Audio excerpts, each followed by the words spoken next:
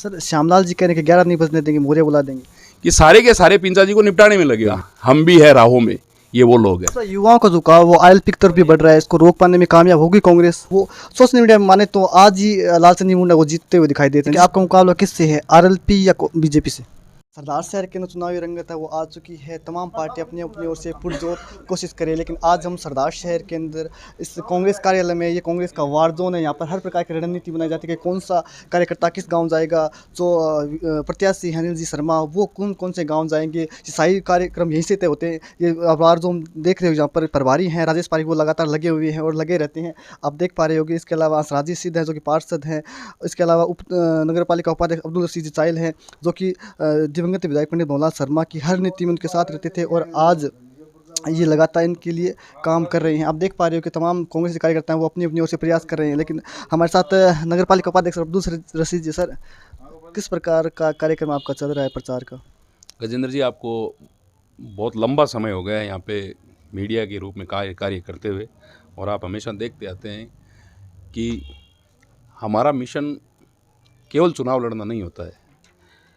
आज हम जिस जगह पे बैठे हैं, भंवरलाल शर्मा जी की यहीं से सारे प्रोग्राम चलते थे, चाहे राजस्थान सरकार की कोई फ्लेक्सिबल योजना हो, उसमें खाद्य सुरक्षा से हो, चाहे चिरंजीवी से जोड़ने का कार्यक्रम हो, राशन कार्ड बनाने हो, ठीक है ना, उसी रूप में हमारा ये भी एक सतत प्रोग्राम है। चुनाव उसकी एक प्रक्रिया है, उसके तहत हम यहाँ कार्य कर रहे हैं। दिवंगत विधायक पंडित भंवरलाल शर्मा बड़ा नाम था राजस्थानी प्रदेश में, उनके बयानों की चर्चा होती थी, और बड़ी बात ये कि आप उनके लंबे समय तक आप उनके दाहिने हाथ के रूप में काम करते रहे, जहाँ भी जाते आप उनके साथ रहते थे, चाहे मिनिस्टर से मिलना हो, मंत्री से मिलना हो, जितनी भी रणनीतियाँ हुई, जितना भी उनका कार्यक्रम हो, आप साथ में रहते थे। किस प्रकार का आपका अनुभव रहा? अब आप चुनाव लड़े उनके साथ, कई दशकों तक आपने उनके साथ चुनाव लड़े, देखे आपने, कितना बदलाव आया अब में और उसमें? देखिए, बाएं और दाएं हाथ की बात है, जहाँ तक मैं ये कहना चाहता हूँ, मैं ये स्पष्ट करना चाहता हूँ कि भंवरलाल शर्मा न केवल इस सरदार सर विधानसभा क्षेत्र तक सीमित थे, पूरे राजस्थान में जो कोई भी व्यक्ति उनसे जुड़ा हुआ था वो सारे के सारे उनके बाएं और दाएं हाथ थे। उनके यहाँ ऐसा कोई सिस्टम नहीं था कि फलां व्यक्ति उनका खास है और फलां व्यक्ति उनसे दूर है। झोपड़ी में बैठा हुआ गरीब व्यक्ति से लेकर उनके महत्वपूर्ण कार्यकर्ता तक उनकी नज़र में सबकी मेरिट एक थी, और हम सब, वो हमारे परिवार के अगुवा थे, उनके नेतृत्व में एक सामूहिक निर्णय हमारा होता था, उसको वो लीड करते थे। उसको क्रियान्वित करना पूरी टीम के रूप में, पूरे विधानसभा परिवार के रूप में कार्य करता था। ये उनका चुनाव लड़ने का एक तरीका होता था, राजनीति में यही उनका कार्य क्षेत्र था। चुनाव लड़ने का उनका दूसरा तरीका ये था कि वो कभी भी किसी भी रूप में किसी भी पार्टी के साथ, किसी भी पार्टी में रहे हो, लेकिन अपनी बात कहने में, अपने कार्यकर्ता की बात करने में या ज़मीनी हकीकत अवगत कराने में उन्होंने कभी संकोच नहीं किया, चाहे कोई पार्टी का प्रदेशाध्यक्ष हो, चाहे राष्ट्रीय अध्यक्ष हो या अन्य कोई व्यक्ति हो। ये उनकी शैली थी। वो स्पष्टवादिता वाले व्यक्ति थे, ज़मीन से जुड़े हुए व्यक्ति थे, और वो ज़मीन से जुड़े हुए लोगों को पसंद करते थे। वो ये कहते थे कि मीटिंगों में या ऐसी रूम में बैठ के लोगों की सेवा नहीं की जा सकती। जब तक आपको धरातल पे ये पता नहीं होता है कि वास्तविक समस्या क्या है, तब तक आप राजनीति में सक्सेस नहीं हो सकते। 7 बार जीतने का उनका यही कारण था कि उन्होंने हमेशा गरीब, शोषित और पिछड़ों की बात की। आज मैं ये देख रहा हूँ, भारतीय जनता पार्टी जिस प्रकार से जातीय सम्मेलन करा रही है, क्या ऐसा संभव है कि किसी जातीय सम्मेलन करा के आप चुनाव जीत सकते हैं? जब तक आप 36 कौमों के साथ लेके नहीं चलोगे, तब तक आप प्रजातंत्र में सफल नहीं होंगे। तो मेरा भारतीय जनता पार्टी से ये भी निवेदन है कि लोकतंत्र की जो मूल परिभाषा है कि सबका साथ सबका विकास, उसी मूल भावना से आप चुनाव लड़े, न केवल ये जातीय सम्मेलन, कभी राजपूतों का सम्मेलन, कभी जाटों का सम्मेलन, कभी एससी का सम्मेलन। ये जातीय बीज बोने से कोई लोकतंत्र में सक्सेस नहीं होता है। सर आरएलपी को चुनाव में कहाँ पाते हो आप? लोकतंत्र में सबको अपनी बात रखने का और चुनाव लड़ने का अधिकार है। हनुमान जी बेनीवाल नागौर से सांसद है, उनके 3 विधायक भी राजस्थान की विधानसभा में जीत के गए हुए हैं। वो अपनी बात लोगों के सामने रख रहे हैं। तीसरे विकल्प के रूप में वो पूरे राजस्थान में अपनी मेहनत कर रहे हैं, अपनी टीम तैयार कर रहे हैं। उनका वेलकम है सरदार सर विधानसभा क्षेत्र में। वो अपनी बात रखेंगे, लोग उस बात से कितने सहमत होते हैं, कितने असहमत होते हैं, प्रजातंत्र का यही एक तरीका होता है जो वोट के माध्यम से लोग उसको प्रस्तुत करते हैं। तो 5 तारीख को वोटिंग होगी और 8 तारीख को रिजल्ट आएगा। तो भाई हनुमान जिस प्रकार मेहनत कर रहे हैं, 8 तारीख को उसको पता चल जाएगा कि उनकी रीति नीति में कितने लोगों का विश्वास है। प्रजातंत्र में हम न तो किसी की आलोचना करते, न तो ये कहते हैं कि फलां व्यक्ति के खड़े होने से हमें नफ़ा या नुकसान है, या फलां व्यक्ति के खड़े होने से हमें फ़ायदा है। ये लोकतंत्र है, इसमें सबको अपनी बात रखने का अधिकार है। भाई हनुमान बेनीवाल के अलावा ये 8 व्यक्ति और चुनाव लड़ रहे हैं, वो भी अपनी बात अपने क्षेत्र में रख रहे हैं कि हम अगर जीते तो हम क्या करेंगे, नहीं जीते तो हम लोगों की किस प्रकार से सेवा करेंगे। तो सबका इस प्रजातंत्र एक हिंदुस्तान की बहुत बड़ी विरासत है और पूरी दुनिया में लोकतंत्र के रूप में भारत को जाना जाता है। तो उसकी एक सतत प्रक्रिया है, उसके तहत वो चुनाव लड़ रहे हैं, वेलकम है उनका। 1 नवंबर से अनिल जी शर्मा ने प्रचार शुरू कर दिया था, किस प्रकार का गाँव में समर्थन उनको मिला? देखिए, अनिल शर्मा हो चाहे भंवरलाल जी शर्मा हो या उनके कार्यकर्ता के, लगातार लोगों से जुड़े रहना। चुनाव में ये एक सिस्टम होता है कि गांव में जनसंपर्क किया जाए, लेकिन चाहे अनिल शर्मा जी हो चाहे भंवरलाल शर्मा जी हो, वो हमेशा अपने क्षेत्र से ज़मीन से जुड़े हुए रहते थे। लोगों से हमेशा उनका संपर्क रहता था। कोई भी बात गांव में, कोई भी शादी ब्याह या कोई भी किसी का देहांत होना, कोई भी खुशी, कोई भी गम, कोई भी विकास कार्य, कोई भी आपदा, उसमें वो हमेशा शरीक होते थे। तो हमारे लिए ये नई बात तो नहीं है कि हम गांव में अब गए, हमारा तो लगातार गाँव से, क्षेत्र से जुड़ाव रहता है। सर, श्यामलाल जी कह रहे हैं कि 11 नहीं बजने देंगे, मौर्य बुला देंगे। सही बात है। मैं आपको बताऊं, भारतीय जनता पार्टी में लगातार जो लोग शामिल हो रहे हैं, आप मीडिया से आपको चौथा स्तंभ माना जाता है, आप एक आंकलन करना। मधुसूदन जी ने बीजेपी ज्वाइन की है, श्यामलाल शर्मा जी ने भी ज्वाइन की है और राजकुमार रणवा जी भी ज्वाइन कर रहे हैं। सारे के सारे कार्यकर्ता के रूप में नहीं आ रहे हैं, सारे के सारे 11 महीने के बाद विधायक का पद और विधायक की टिकट लेने के लिए आ रहे हैं। यह अशोक पिंचा जी के लिए सबसे बड़ी खतरे की घंटी है। ये सारे के सारे, इनमें इतना अंतर्विरोध है कि सारे के सारे पिंचा जी को निपटाने में लगे हुए हैं कि इनको आप यहाँ निपटा दे हुए, 11 महीने बाद में अपना नंबर आ जाए। आप देख लो, कोई कार्यकर्ता शामिल हो तो मुझे बताओ। बड़े बड़े नाम है, श्यामलाल जी और मधुसूदन जी, राजकुमार रिणवा जी। श्यामलाल जी ने आपने देखा होगा, आज तो वो भारतीय जनता पार्टी के मंचों पे बैठे हैं और अशोक पिंचा जी को जिताने की अपील कर रहे हैं। उन्होंने तो पूरा समीकरण बता दिया था कि अशोक जी पिंचा को अगर टिकट मिलती है तो वो 20,000 से मौर्या बोलेगा, फलां को मिलती है तो 25,000 से मौर्या बोलेगा, फलां को मिलती है तो 30,000 से मौर्या बोलेगा। वो ये सारी बातें मौर्या उनको बुला चुके हैं। हमारा क्या मौर्या बोलेगा या हंस बोलेगा, ये तो 8 तारीख को पता चल जाएगा। लेकिन सबसे बड़ा खतरा भारतीय जनता पार्टी के उन कार्यकर्ताओं को है जिन्होंने 30-30 साल तक भारतीय जनता पार्टी की दरियां बिछाई है। ये तो वो लोग हैं जिनको केवल और केवल चाहिए आप अभी जनता दल की टिकट दे दो, ये तो वहाँ चले जाएंगे और बोलेंगे ये सबका मौर्या बुला देंगे। तो ये तो टिकट के दावेदारों की एक भीड़ इकट्ठी हो रही है। उनको पता है कि अशोक जी पिंचा का ये अंतिम चुनाव है, हमारा नंबर कब आएगा, हम भी है राहों में।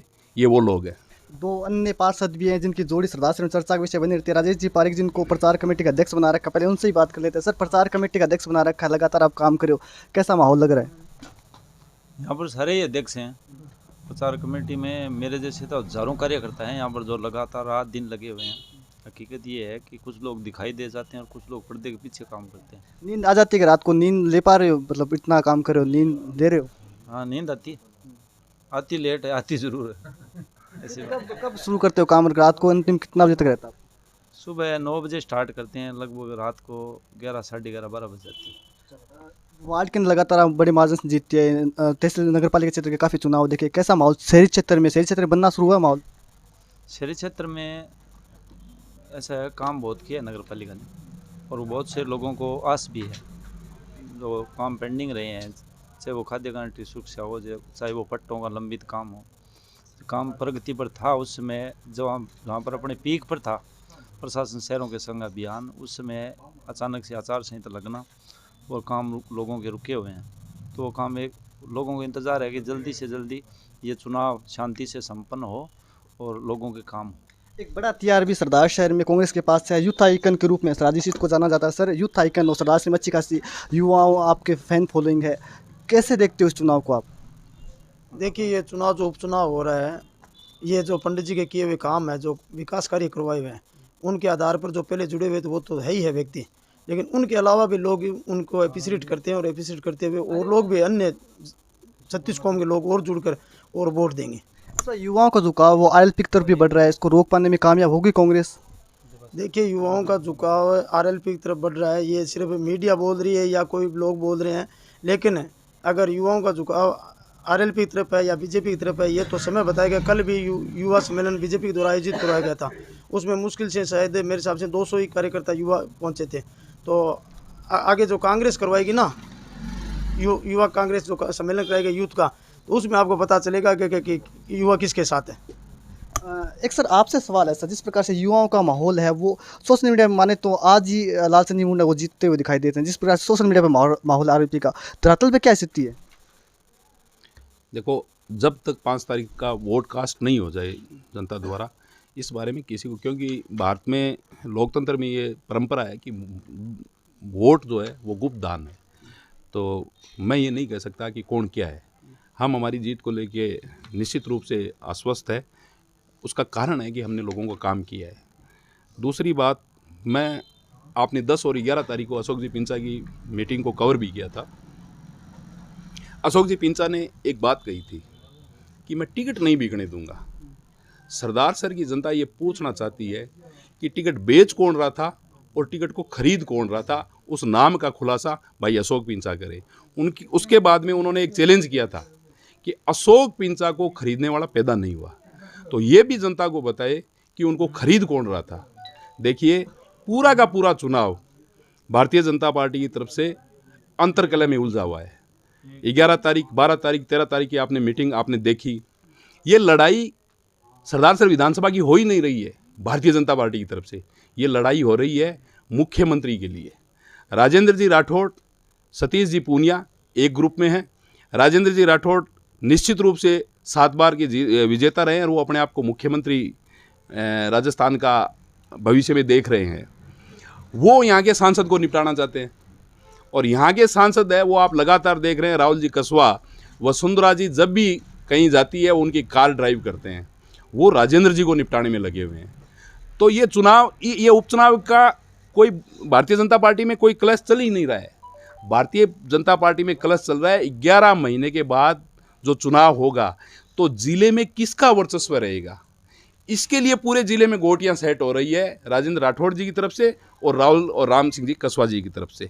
ये पूरा का पूरा चुनाव भारतीय जनता पार्टी का तो ये है, उनको न तो इस उपचुनाव में पराजय से मतलब है, न इस विधानसभा चुनाव के अंदर कोई विकास कार्य उनसे मतलब है।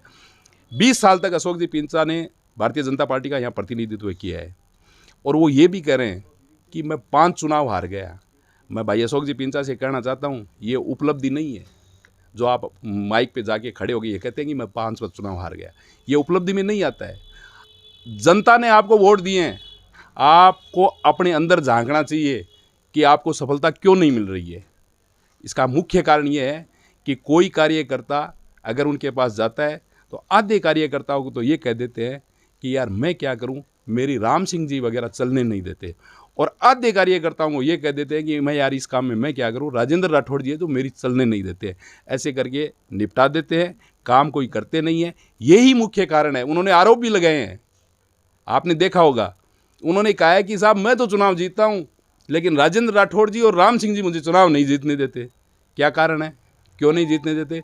राम सिंह जी ने उनका जवाब भी दिया है कि हर समय जब भी भारतीय जनता पार्टी ने मुझे याद किया मैं सरदार सर में आया हूँ, मैंने कंधे से कंधा मिला के अशोक पिंचा का साथ भी दिया। अंतिम सवाल मेरा ये आपसे कि आपका मुकाबला किससे है, आरएलपी या बीजेपी से? हमारा मुकाबला न तो आरएलपी से है न भाजपा से। हमारा मुकाबला है विनाश से।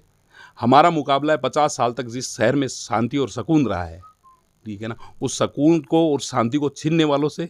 हमारा मुकाबला है उन लोगों से जो यहाँ जातीय द्वंद्व फैलाना चाहते हैं। हमारा मुकाबला उन लोगों से है जो हिंदू मुस्लिम एकता को तोड़ना चाहते हैं। हमारा मुकाबला उन लोगों से है। तो ये हम कांग्रेस के वार जोन से थे, जहाँ पर तमाम कांग्रेसी नेता कार्यकर्ता हैं वो लगे हुए हैं अपने अपने प्रचार के लिए, अपने अपने काम में, और इनका कहना है कि कांग्रेस है वो निश्चित रूप से यहाँ पर जीत कर आएगी और अनिल शर्मा सरदार शहर से विधायक बनेंगे। DV न्यूज़ के लिए सरदार शहर से गजेंद्र सिंह।